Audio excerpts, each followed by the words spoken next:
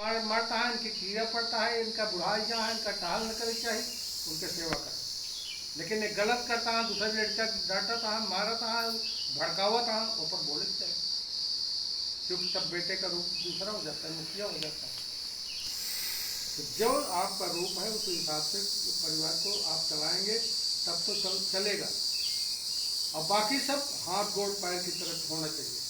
मुखिया कौन है दिमाग में, इंसान के उसमें मस्तिष्क। आपके मस्तिष्क के निकाल फावड़ा उठाओ, फट फावड़ा पकड़ लोगे, हाथ को देर नहीं लगेगी। इस तरह के नीचे वालों को होना चाहिए, नहीं कि इनका काहे ना फरुआ पकड़ा होता, हमका काहे पकड़ा है। ये सवाल नहीं करते हैं हाथ पैर। आपको चलना है, घर में अंदर के यहाँ जाना है तो उधर मुड़ के इधर चल पड़ेंगे, पैर उधर मुड़ जाएगा, सवाल नहीं करता। ठीक है, आँख कहता है कि पेड़ बजे कमरा देखा तो ये मुँह देखने लग गया, सवाल नहीं करेगा कि आप उधर क्यों नहीं देखने दे रहे हो मेरे को। अपने आप को रूप बदलो, ढूंढने से मिलता है, लेकिन ढूंढ के आपको मिल गया तो उसका उपयोग आप कितना कर रहे हैं वो भी देखना चाहिए ना। खाली कल्पना से कुछ नहीं हो। किसी चीज़ को करने के लिए प्रैक्टिकल की जरूरी है, उसको करके दिखाओ।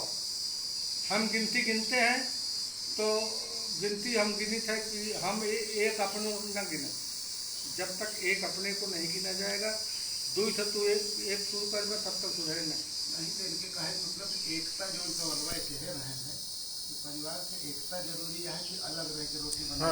इनका प्रश्न पाठक जी की आप बताए पापा, या बात तो सही कहा था भैया, एक रहे चाहे कि मनाई का अलग हो जाए चाहिए। एकता और अलग दोनों अपनी अपनी जगह तो बिल्कुल उतनी ही महत्वपूर्ण है। तो वह ना बिना समझे को 5 किलो मूढ़ी हिला दे, कैसे? जैसे भैया कहें रामायण मौजूद है, समाज में सब चीज़ का उदाहरण मौजूद है। अगर आप समझते हैं मुझे अलग रहना चाहिए और आप मुखिया से अलग हो गए तो आप गलत हैं। लेकिन मुखिया समझता है कि अब मेरा परिवार जो है एक जगह गुजारा नहीं कर सकता है, और मुखिया किसी को बोलता है कि चलो तुम यहाँ बैठो और यहाँ से आज के बाद तुम गुजारा करो, वो सही है।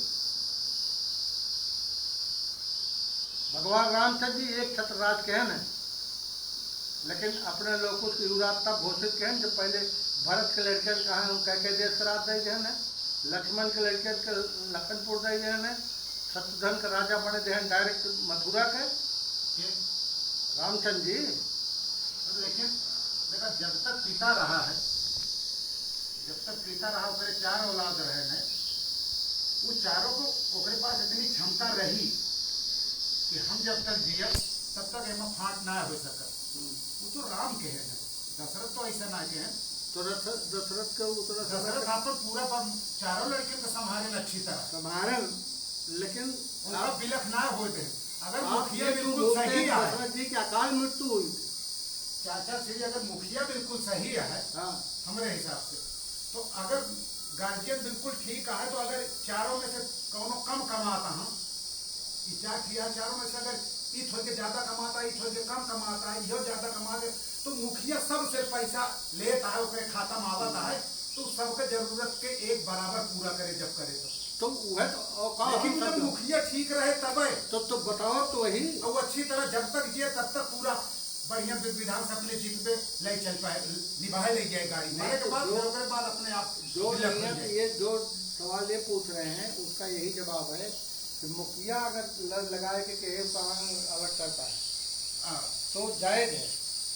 अब कहो लड़के कि तू उनका ज्यादा देता है, वो तू पे है, तो मुखिया कौन रहेगा जब तू फैसला करता है?